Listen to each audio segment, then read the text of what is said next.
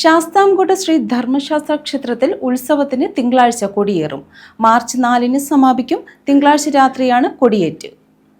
ശാസ്താംകോട്ട ധർമ്മശാസ്ത്ര ക്ഷേത്രത്തിൽ ഉത്സവത്തിന് 23-ന് കൊടിയേറും. രാത്രി 7:30-നും 8-നും മധ്യേയാണ് കൊടിയേറ്റ് ചടങ്ങുകൾ നടക്കുന്നത്. കൊടിയേറ്റിന് മുന്നോടിയായി രാവിലെ 8:30-ന് വാനരയൂട്ട്, മീനൂട്ട് എന്നിവ നടക്കും.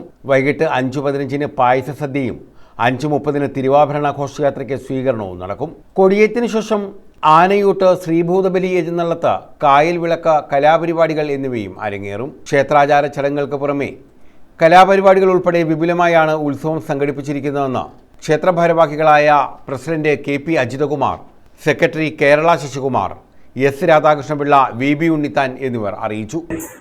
സമർപ്പണത്തോടുകൂടി 22-ാം തീയതി മുതൽ ആരംഭിച്ച് 23-ാം തീയതി തൃക്കൊടിയേറ്റാണ്. മാർച്ച് 4-നാണ് തിരുവാറാട്ട്. ഉത്സവ സംബന്ധമായിട്ടുള്ള എല്ലാ മുന്നൊരുക്കങ്ങളും ക്ഷേത്രോപദേശ സമിതി, sub group officer, Devaswom board കൈക്കൊണ്ടിട്ടുണ്ട്. അതിന് വേണ്ടുന്ന എല്ലാ നടപടികളും സ്വീകരിച്ച് നാളെ മുതൽ തിരുവുത്സവം ആരംഭിക്കുകയാണ്. 15 ദിവസം നീണ്ടു നിൽക്കുന്ന ഈ തിരുവുത്സവം സമാധാനപരമായും ആചാരാനുഷ്ഠാനങ്ങൾ മുൻനിർത്തിയും നടത്തുന്നതിന് എല്ലാ ക്രമീകരണങ്ങളും നടത്തിക്കഴിഞ്ഞിട്ടുണ്ട്. നാളെ, അതായത് ഫെബ്രുവരി 22-ാം ഞായറാഴ്ച നാളെ നവീകരിച്ച സ്റ്റേജിന്റെ സമർപ്പണമാണ്. സ്റ്റേജ് പണി കഴിപ്പിച്ച് തന്നിട്ടുള്ളത് ശാസ്താംകോട്ട മനക്കര വടക്ക് പുത്തൻപള്ളിയിൽ ശ്രീ കുട്ടപ്പൻ മകന്മാർ സുഗതൻ വകയായിട്ടാണ്.